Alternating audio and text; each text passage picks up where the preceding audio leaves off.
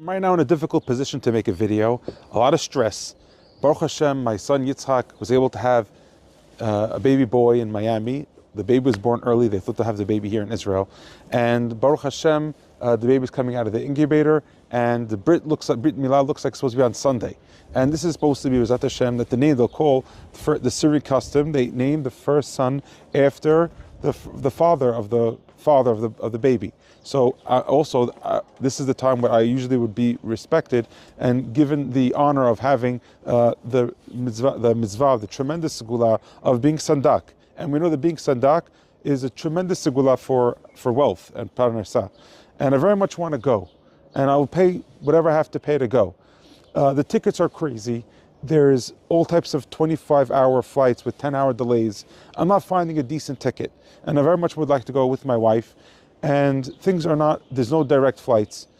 And as I'm preparing the video of today, my son, when he told me that today is a Sunday, I tried looking for different tickets, and an Al ticket opened up direct to Newark for $850 in 3-4 hours from now. I told him, if you want to come, by the time I got back to the ticket was gone.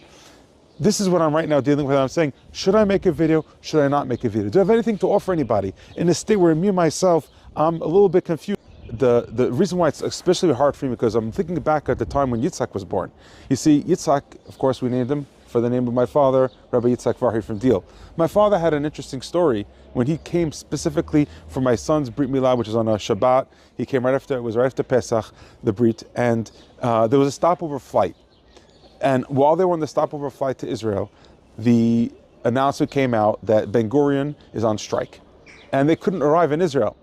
And my parents, being that they couldn't arrive in Israel, they said nothing's going to stop me from getting at my grandson's bris. And this is already on Thursday night, and they had to be there for Shabbat. The only solution was if they take a flight to another destination in Europe, and then from there to get to Jordan, and from Jordan to drive into Israel, and to be in Israel before Shabbat. And they decided that that's what they're going to do. My father, mother, they got into a cab in Jordan to drive into Israel. And when they got to through the cab, they were going through some village.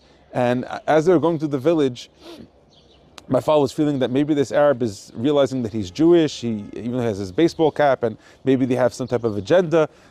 So my father, of course, he speaks fluent Arabic because he was born in Syria, and he starts speaking to this Jordan Arab, opening up conversation. And the guy says to my father, "What do you do?" He says, I coach a soccer team." So he says, "Really? That's crazy. I don't believe you coach a soccer team." And then my father gets nervous. What is he going to answer? He says, "Yeah, I have a soccer team." He pulls out, you see, the JSOR.